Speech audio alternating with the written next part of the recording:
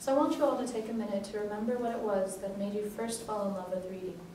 The incredible passion you felt and still feel for books, for stories. The excited feeling you still get when you pick up a book that you haven't read yet, but you can't wait to read, and the places that it'll take you. The people you'll meet and the joy you'll get from reading it. Now think about the millions of people who have never been on that journey, or who somewhere along the way have forgotten how incredible that journey is. Think about the power of putting a book in their hands and saying, "This one is amazing. You have to read it." Hello everyone, my name is Melinda. I am a graduate of St. Edward's University of International Business and a lifetime reader, as well as the U.S. Executive Director of Community Involvement for World Book Night. As you can read on your handout, it says World Book Night is a celebration of reading and books, which sees tens of thousands of passionate volunteers gift books in their communities to share their love of reading. I come to you today to ask Barnes & Noble to do two things. Require all full-time employees to be a book giver, which I'll explain later on in the presentation, as well as advertise in all of your stores in the months leading up to the event, which happens on April 23rd of every year. This will help you to improve your reputation and increase your sales, as well as focus on adults, because many programs do focus on reading for children, but not so many focus on helping adults read, as well as helping to foster cultural activities. My first main point is improving your reputation and sales. Donating your employees' time, as well as advertising space in your stores, helps to give your company a reputation of following what you preach. As you can see on your handout, there are two paragraphs here that state your commitment to corporate citizenship. One of them is supporting requests from nonprofit organizations, which World Book Night is, that focus on literacy, the arts, or education. It is also stated that Barnes & Noble considers sponsorship opportunities of higher learning, literacy, and the arts. Doing so will help to improve your reputation, because many book buyers will come and see your company and say, "Wow, you guys you say that you help the community, and then you do by putting all this advertising out, seeing that World Book Night, this event that helps people who don't like to read. Give them an opportunity to read."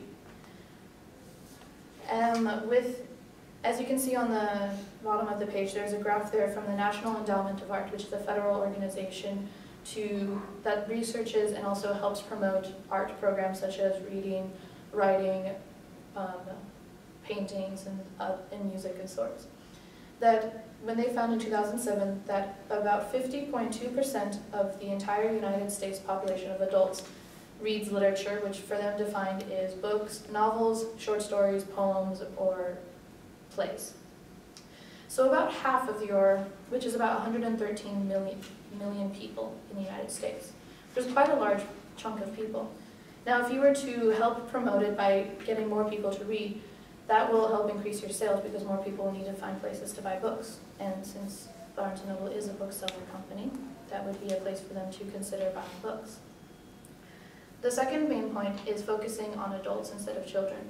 While focusing on children reading is a very important community involvement, adults tend to be on the back burner, not focusing so much because people think that they have jobs, that they're busy with their families, that they have other things to do.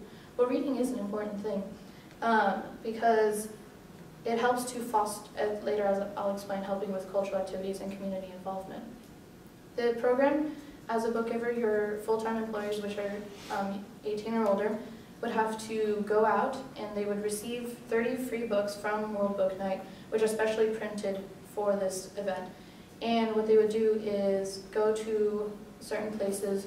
One suggestion is going to a homeless shelter and passing out books there to people who want to read, or don't usually have the opportunity to read, giving to nursing homes, or going to hospitals or prisons, or even if it's not like a physical setting. One place, because myself, I was a book giver this past year, and there was an event that I went to, and one of the other book givers, she stated that she was going to be at a coffee shop where it was more focusing on music instead of reading, and have the books in front of her, and then having people just come up to her and ask her what's going on, why do you have this many books that all look the same, and maybe that would be increasing some increasing some interest inside this event.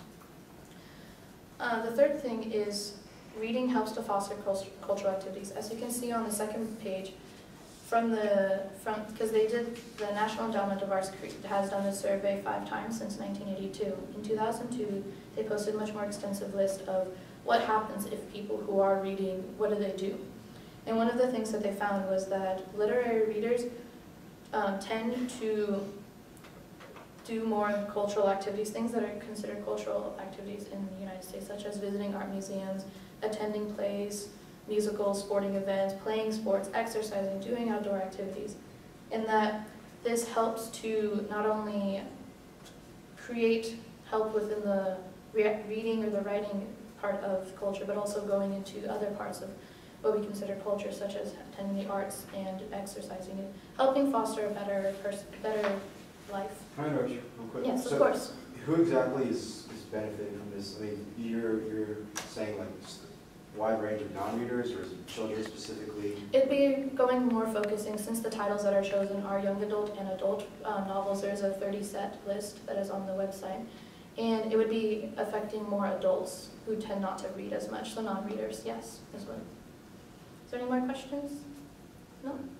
Another thing is that good readers also make good citizens. They found that literary readers are more than twice as likely as non-readers to volunteer or do charity work, which is a huge thing, because then not only are you helping people read, you're also helping the community itself by having people go out and helping with their community.